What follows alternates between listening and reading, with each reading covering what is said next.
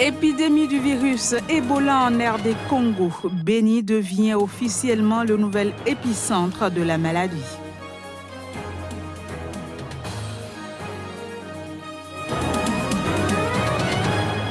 Visite du rappeur américain Kanye West et son épouse Kim Kardashian en Ouganda. Ils ont été reçus par le président Museveni.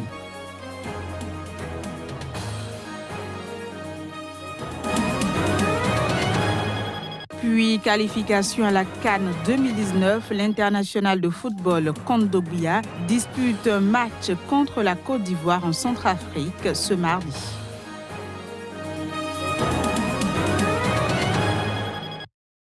Ravi de vous savoir au rendez-vous pour de nouvelles informations. Bienvenue à toutes et à tous sur Sika TV. Je le disais en titre, en République démocratique du Congo, la ville de Béni, située dans la province du Nord Kivu à l'est du pays, devient le nouvel épicentre de l'épidémie de la maladie à virus Ebola. C'est ce qu'a déclaré le ministre national de la Santé au cours d'une conférence de presse qu'il a tenue le week-end écoulé à Kinshasa. Qui a été organisée à Kampala. Donc Lors de cette conférence de presse, le ministre de la Santé, Oli Ilunga, a présenté les bilans de l'épidémie de la maladie à virus Ebola dans les provinces du Nord Kivu et de l'Ituri, où on a enregistré depuis le 1er août dernier un total de 205 cas, dont 170 cas confirmés et 35 cas probables. La seule ville de Béni, a précisé Oli Ilunga, a enregistré jusqu'ici un total de 77 cas, dont 69 cas confirmés et 8 cas probables. Le ministre de la Santé a indiqué que, depuis le début de l'épidémie, une vingtaine de membres du personnel soignant ont contracté la maladie à virus Ebola et 3 d'entre eux sont décédés. Pourquoi ce nombre important de cas de cette maladie à Béni? Le ministre explique. Les cas confirmés ne se prêtaient pas au suivi et ont eu tendance à fuir dans d'autres zones voisines où elles ont propagé, où elles risquent de propager la maladie. Et la plupart aussi de ces contacts ont même refusé la vaccination. Donc on se retrouvait donc dans un contexte tout à fait particulier. L'autre problème qui se présente à Béni, c'est quand même les problèmes donc, liés à l'insécurité. La question aussi des journées villes mortes qui bloquent les activités donc d'investigation, des alertes, de suivi des contacts, des opérations de vaccination. Et en fait, il y a aussi un dernier critère, c'est la faible implication, la faible collaboration des praticiens. Le ministre de la Santé a annoncé que le gouvernement congolais et ses partenaires ont décidé de repenser et de recadrer les plans de la riposte à l'épidémie en menant des actions concertées autour de chaque alerte. Aujourd'hui, nous sommes dans une situation où l'annonce officielle de la victoire sur le plateau, le quartier d'affaires d'Abidjan du candidat du Parti démocratique de Côte d'Ivoire, Jacques Ewo, qui a claqué la porte de la coalition gouvernementale en août dernier, réduit la tension dans la capitale économique ivoirienne. Il faut dire que des incidents se sont produits dans l'intérieur du pays, notamment à Grand-Bassam. Suivez plutôt. Cette victoire, c'est votre victoire. C'est vraiment votre victoire. C'est la victoire des populations du plateau. Je pense que la vérité des unes a triomphé. Et c'est ce que nous demandons toujours dans ce pays de paix, de pays d'hospitalité. Nous n'avons plus besoin de troubles dans ce pays. Nous avons besoin de paix. Nous, aujourd'hui, nous ne pouvons que dire merci. Merci à tous nos électeurs qui nous ont accompagnés dans cette aventure, qui nous ont accompagnés dans cette campagne. Le rappeur américain Kanye West et son épouse Kim Kardashian ont rendu visite au président ougandais Yoweri Museveni ce lundi. À l'occasion, il lui a offert des tennis blancs. Voici les images. En Ouganda, depuis le week-end, pour mettre la touche finale à son 9e album, le rappeur américain Kanye West et son épouse Kim Kardashian ont été reçus ce lundi par le président Yoweri Museveni. À cette occasion, le rappeur lui a offert une paire de tennis blanches. Ce nouvel album devrait initialement sortir au début du mois, mais il avait annoncé vouloir d'abord se rendre en Afrique pour y ressentir l'énergie. L'Ouganda a saisi cette opportunité que lui offrait la star pour se présenter en destination touristique de choix avec des photos du couple visitant ses plus beaux sites naturels. La semaine dernière, Kanye West avait rencontré le président Donald Trump, dont il est un fervent supporter. Au Kenya, 7 dirigeants sportifs sont embourbés dans un scandale de corruption impliquant la mauvaise gestion des fonds pendant les Jeux olympiques de Rio en 2016. 4 des suspects étaient au tribunal ce lundi, tandis que 3 étaient absents, dont Hassan Wario, actuel ambassadeur du Kenya en Autriche, et Kip Keino, double champion olympique de demi-fond et ex-président du comité olympique kenyan. Les images. 7 dirigeants sportifs kenyans ont été inculpés ce lundi pour corruption et détournement de fonds lors des Jeux olympiques 2016 à Rio de Janeiro. 4 d'entre eux ont été présentés devant le tribunal de Nairobi, pendant que 3 étaient absents, dont Hassan Wario, actuel ambassadeur du Kenya en Autriche, et Kip Keino, double champion olympique et ex-président du comité olympique kenyan. Le juge a prévenu qu'il lancerait des mandats d'arrêt à destination des 3 absents s'ils ne se présentaient pas d'eux-mêmes devant la justice avant jeudi. Les accusés présents ont plaidé non coupables et ont été libérés sous caution. Tous les accusés doivent être libérés sous caution de 2 millions de shillings kenyans avec une caution d'un montant similaire ou une caution en espèces d'1 million de shillings kenyans.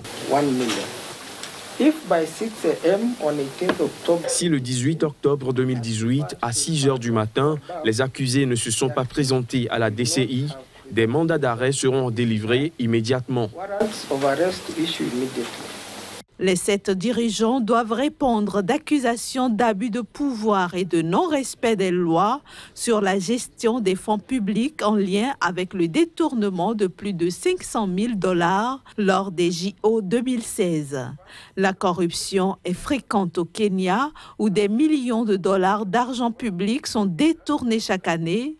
Au JO 2016, des tenues d'athlètes kenyans avaient également été volées par des officiels. Cette édition se poursuit. Au Bénin, un partenariat a été scellé entre les compagnies Multicorps et Wallo. L'objectif est de sauver le centre Multicorps, dont l'importance n'est plus à démontrer dans les domaines de formation des amateurs de plus d'une centaine d'enfants et d'adultes par an d'une part, et de création de spectacles pour les interprètes et chorégraphes professionnels du Bénin et d'ailleurs d'autre part. Reportage. Composé de 2 studios de danse, le Centre chorégraphique Multicorps est un cadre de formation et de création en danse traditionnelle, classique, contemporaine, hip-hop, breakdance, afro-urbaine, salsa, danse fitness, avec des professeurs nationaux et internationaux diplômés. Mais après plusieurs années d'existence, ce centre connaît d'énormes difficultés financières. Et c'est pour le sauver qu'un partenariat a été scellé entre les compagnies Multicorps et Wallo. On est vraiment dans une phase de difficulté. Cette année, avec la collaboration, le partenariat avec la compagnie Wallo, dont la chorégraphe Rachel à Bossou, avec eux, je pense que nous allons sur une nouvelle base. Avec eux, nous allons développer des idées, des actions à l'extérieur, mais aussi à l'intérieur. Et ça a déjà commencé. Avec les problèmes économiques qui existent à Multicorps et l'absence de la figure de proue, l'absence de directeur artistique, donc ce qui fait le côté organique, le côté professionnel de la chose. Ces 2 choses ensemble, ils risquaient d'avoir fermeture du centre.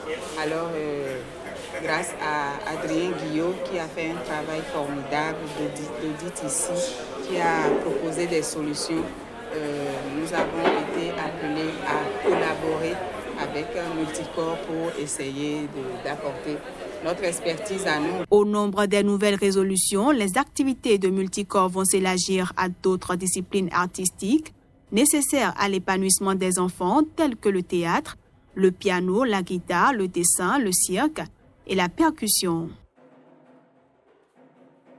L'international de football Kondogbia est arrivé à Bangui. C'est la première fois qu'il se rend en République centrafricaine en tant que joueur. Il y disputera un match de qualification à la CAN 2019 contre la Côte d'Ivoire. Les supporters sont venus nombreux pour assister à son tout premier entraînement au stade de Bangui.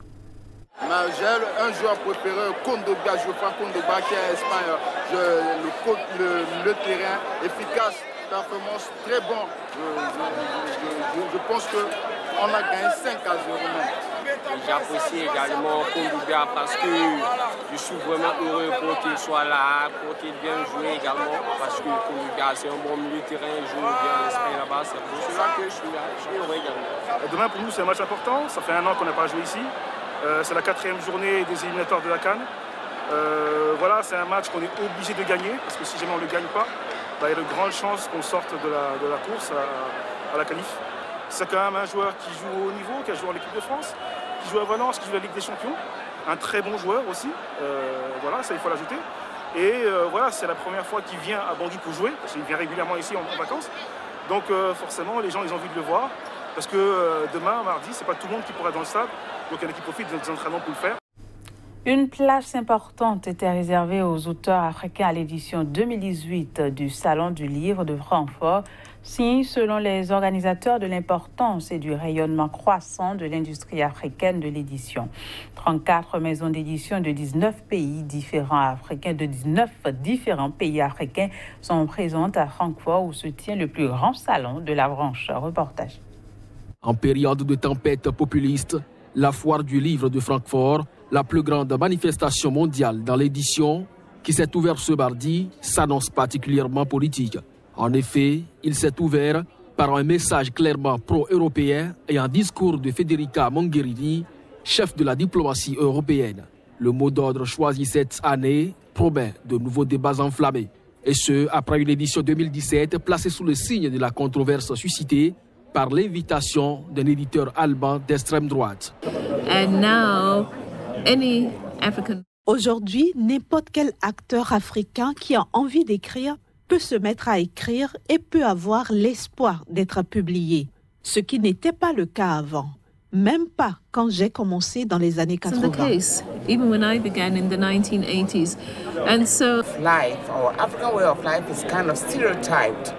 La vie africaine est stéréotypée par les acteurs européens. Et les Africains sont ceux qui peuvent le mieux raconter leurs histoires. Ils seront capables de se décrire comme ils veulent être vus par le monde extérieur. Les acteurs africains et l'édition africaine ont beaucoup à partager avec le monde entier. N'est-ce pas? On ne va pas attendre qu'il y ait des subventions qui viennent d'abord de l'étranger pour faire. Non. On a les moyens sur place pour faire. Et pour ce faire, il faut que vous fassiez ce qui intéresse les gens sur place.